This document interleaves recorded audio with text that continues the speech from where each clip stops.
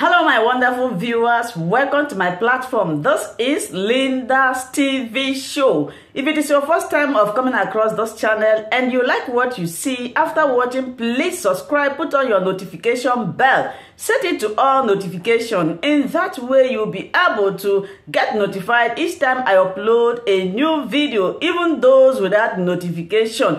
Here we react to all forms of videos, international and local. Every Saturday by 2 p.m. we have our interaction section. You are free to call in to air your opinion about the happenings in our society.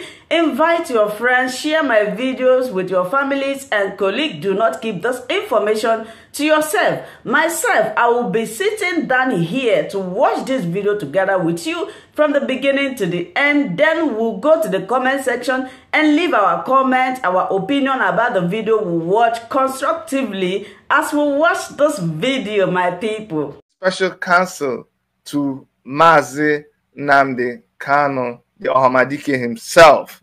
You guys know that recently Mazi Nnamdi Kanu won a case against the Nigerian government where he was awarded 1 billion naira as damages, and the federal government was also requested to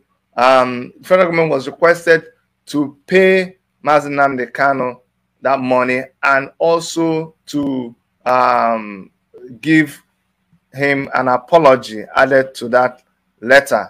And today what we're going to be trying to do is to make sure that we hear from the lawyer himself accepting to do this. My first question to our listeners is, what's your role? What's your role in this, in the whole of Mazi Nnamdi Kanu's case with the federal government of Nigeria? Well, my role is as clear as the sky. I can say also that my role speaks for itself with this judgment that I scored on the 19th of January from the High Court of Abia State. So my role has become very clear. It's the role of a defense counsel who also can go on offense. So the Umuahia case is nothing but an attempt to go on the offense to prove to the world that really that is Mazi Nnamdi Kanu that is the bad guy here, that the bad guy is the Federal Republic of Nigeria. And this has never been tested in court. So on August 27th, I went to court on the offense with a proposition that what happened to Mazi Nnamdi Kanu in September 2017, altogether constituted a flagrant violation of his constitutional rights, his fundamental rights to life, to liberty of the human person, to his dignity, and to fair hearing. And the government joined issues with me in that lawsuit. Nnamdi Kanu was the applicant, so the respondents were 8 altogether. So that means I had minimum of 8 lawyers combating me in an adversarial setting. So they joined the issues with me, and eventually the case was concluded on the merits on the 10th December. And on January 19th, the gavel came down with a decision from the court that the government violated Nnamdi Kanu's rights. And of course, the rest is history.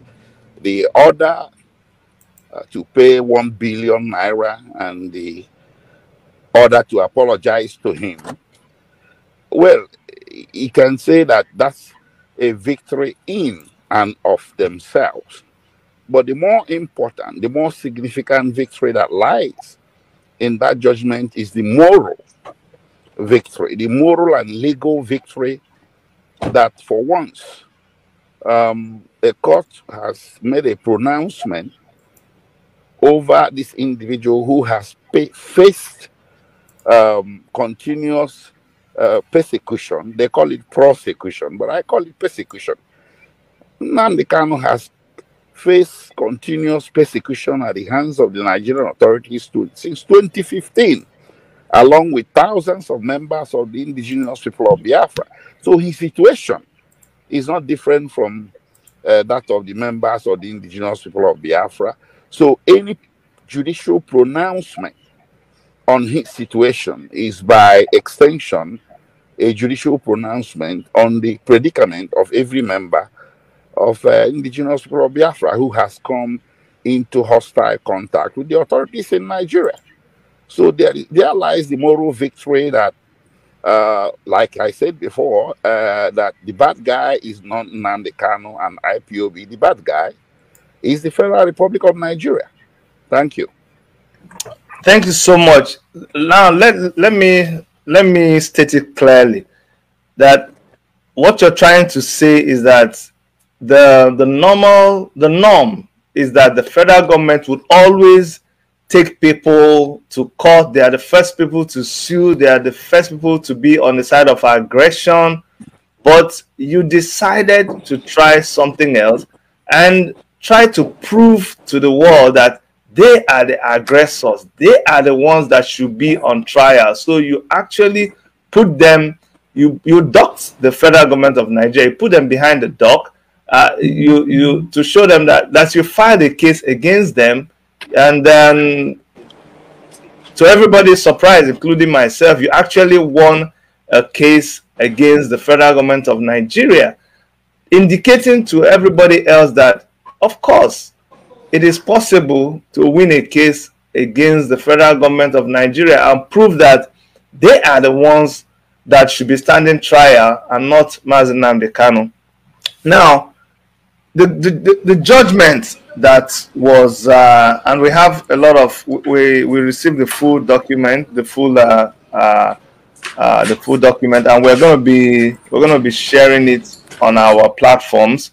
But I wanted you to be able to break down what this judgment means, the implication of this judgment that was received. Oh, I think we lost you again. So we wanted you to tell us the implication, the meaning of this judgment, what it means, the different parts of the judgment, because we can read it, but if you are able to explain it, we would really understand what it means.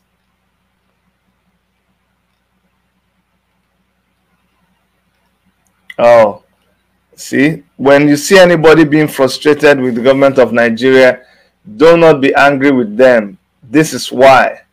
This is purely why everybody is calling the Nigerian government hopeless and clueless, calling the Nigerian nation a zoological republic.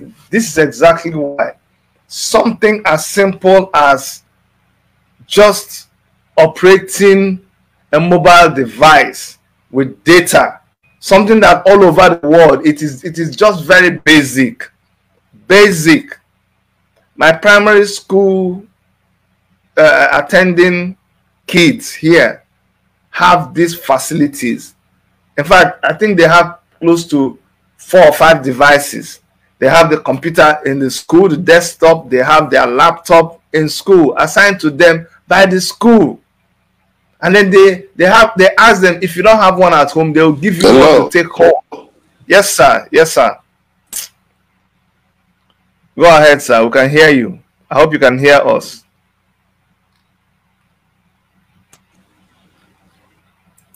Hello?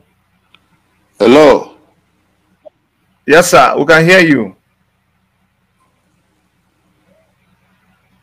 Hello?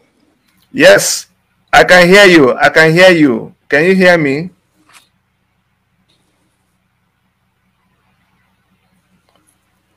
Hello? Okay. Hello, sir. Hello. Log out and log back. Go off and come back again into the stream. It will be better. So as I was telling you people, it is so frustrating because these are very, very basic, simple things that people are able to do elsewhere, but in Nigeria, it is, I don't know, it is impossible. Very, very frustrating and very annoying.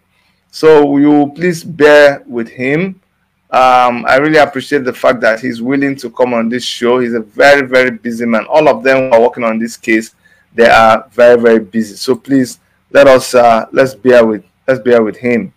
All right. So, like I was saying, I wanted him to be able to break down this judgment that Nnamdi Kanu got over the Nigerian government. I know that there was a statement that he released. He had released a statement concerning this case, and maybe I should just go ahead and read it. Okay, I should just go ahead and read it while we are waiting for him to join back. He tried to call me a little bit. Please let's really bear with him. It's so difficult to do these things, and you can imagine how frustrating it is. Very, very frustrating. We've all taken. Let me try to find out what is going on.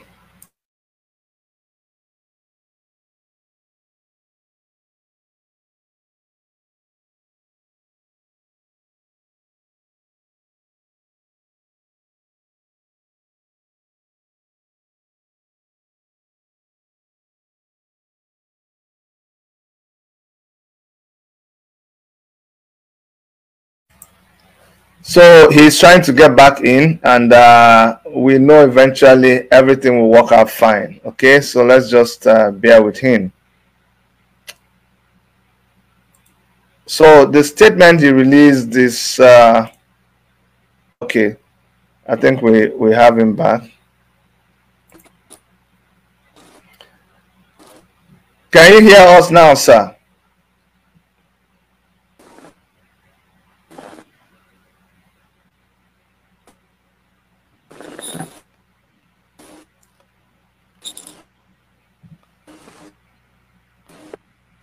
Can you hear us? We can see you, but can you hear us?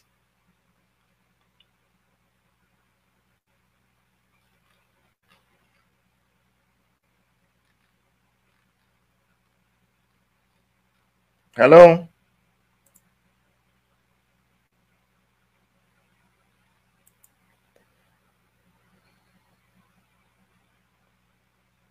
Hello?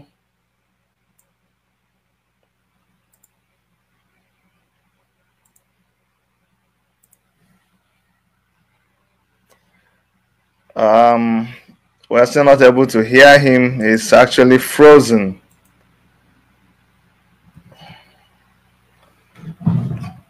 Oh, let me try something else.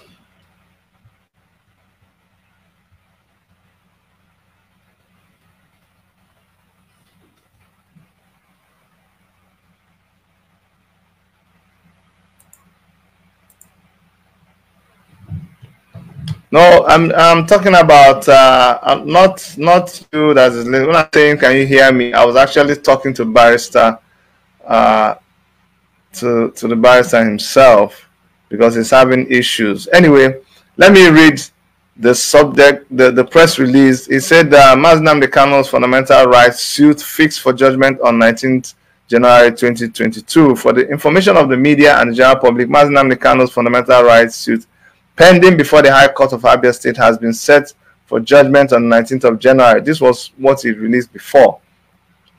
It will be recalled that the suit was heard and concluded on the merits of 10 December 2021 before Justice Benson Anya of the High Court of Abia State in Umuahia.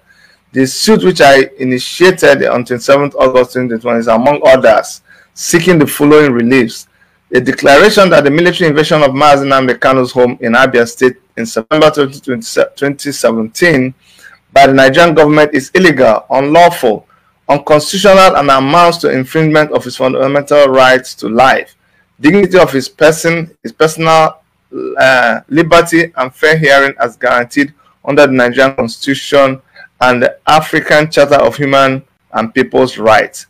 A declaration that the arrest of Nnamdi Kanu by in Kenya by agents of Nigerian government without due process of law is arbitrary, illegal, unlawful, unconstitutional, and amounts to infringement of his fundamental rights against arbitrary arrest to his personal liberty and to fair hearing as guaranteed under the Nigerian Constitution and the African Charter on Human Rights. A declaration that the torture and detention of Nnamdi Kanu in Kenya by agents of the Nigerian government is illegal. A declaration that the expulsion of Nnamdi Kanu from Kenya to Nigeria by the Nigerian government and his consequent detention and planned prosecution in charge number Federal Republic of Nigeria versus Nnamdi Kanu is illegal. Now, these are some of the things that that are contained in the lawsuit against the federal government of Nigeria. Okay, I'm going to try again. I'm with you. Can you hear us? Yes, I can hear you. I can hear you. Can you hear me? Can you hear me? Barrister, can you hear us? Yes, I can hear you. I can hear you. Anyway, declaration, an order of injunction restraining the Nigerian government from taking any further step in the prosecution of Nnamdi Kanu in charge number this. An order mandating and compelling the Nigerian government to forthwith release Nnamdi Kanu from detention and to restore him to his liberty, same being his state of being as of 19 June 2021, and to thereupon repatriate him to Britain, his country of domicile and citizenship. An order mandating and compelling the Nigerian government to issue an official letter of apology to Nnamdi Kanu for the infringement of his fundamental rights and publication of said letter of apology in 3 national dailies. Thank you. Signed, Lloyd Mako, Esquire, Special Counsel to Nnamdi Kanu, and IPOB. So this is so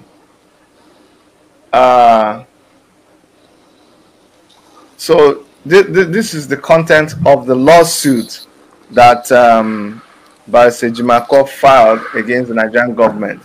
Now, Barrister SH0CK, are you able to hear us now? Yeah, I can hear you. Can you hear me? Okay, you're able to hear us, but we can't hear you. We can't hear you. Maybe you should remove your earpiece.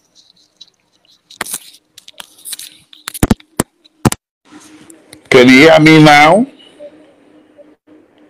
Hello.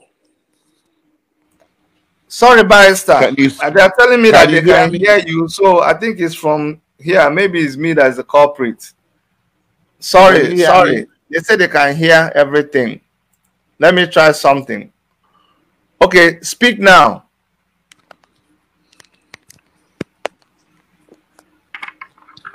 Okay, I can hear you now. I can hear you now.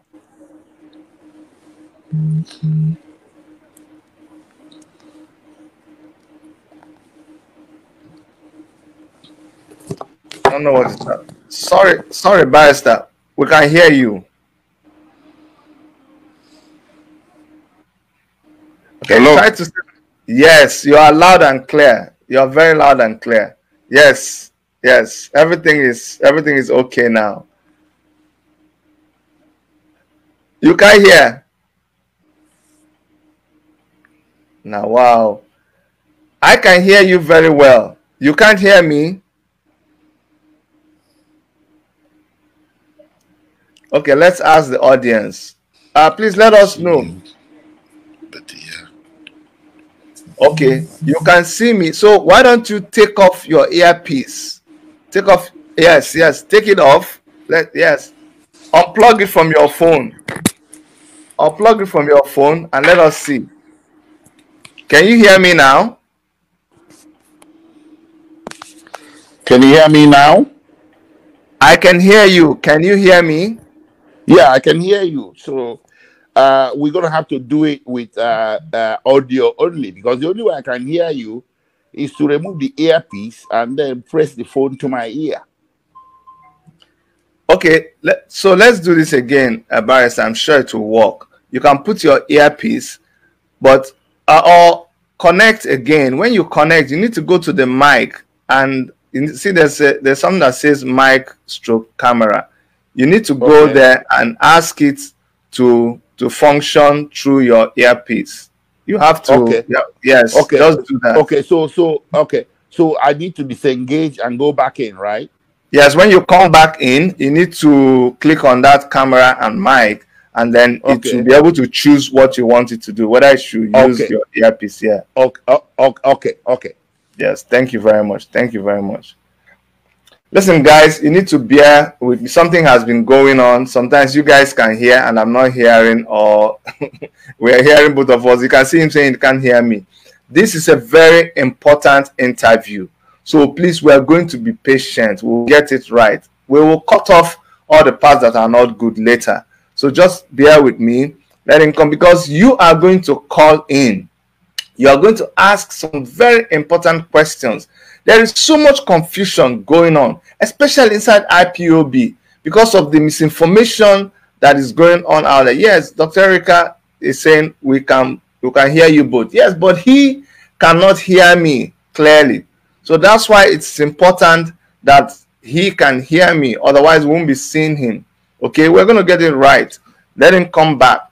You guys are going to call in, by the way, break down what this judgment is, the different items of that judgment, and what it actually means, its implication to the federal government of Nigeria, what the judge is actually saying by those parts of the judgment.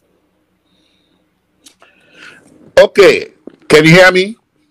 Clearly, we can hear you clearly. Loud and clear? Very loud and clear, and it looks like you can hear me now. First of all, the implication of the judgment that just springs out at you right there is the federal government of Nigeria is suddenly out of 1 billion naira.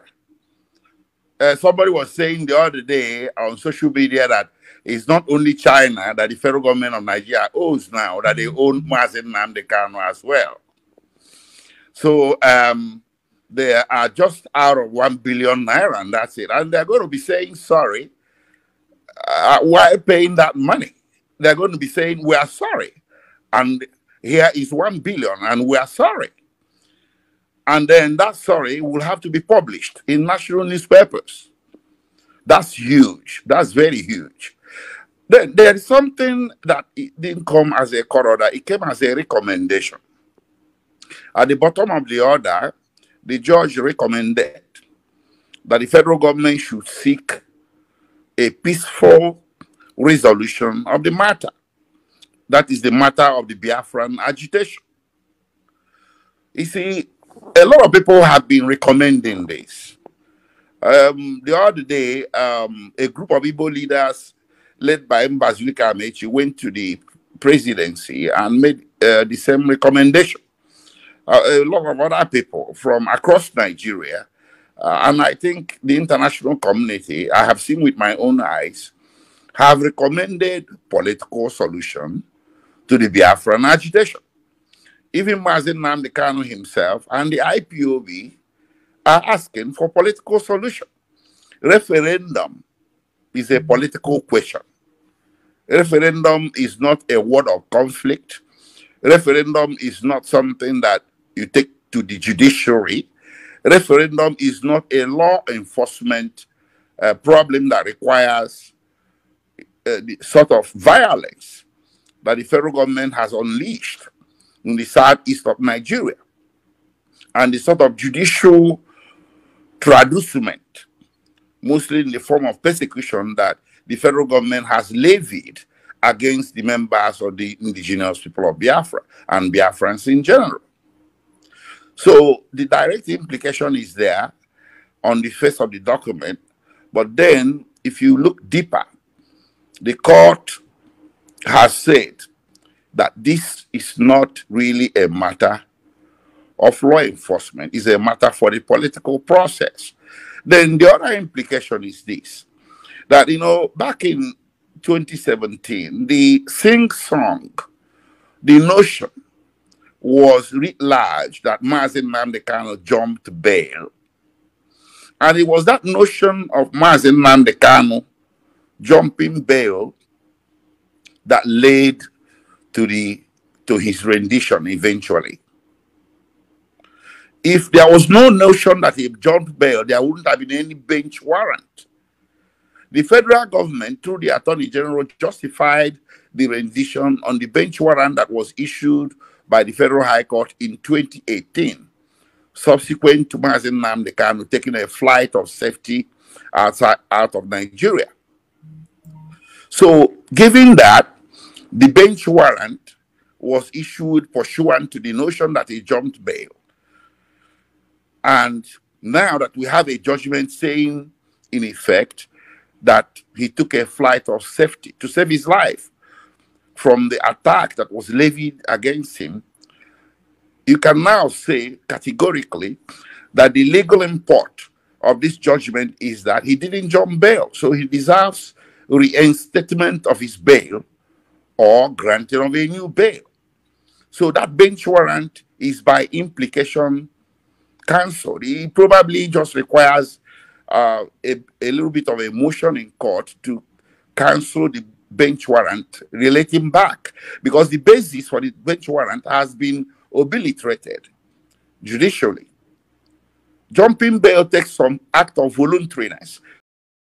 Thank you so much for watching this video together with me. Like I said before, if it is your first time of coming across my YouTube channel and you like what I do, please subscribe, put on your notification bell, share this video, leave your comment in the comment section. You are free to criticize, but let us do it always constructively. Remain blessed. I appreciate your massive support and I love and cherish each and every one of you.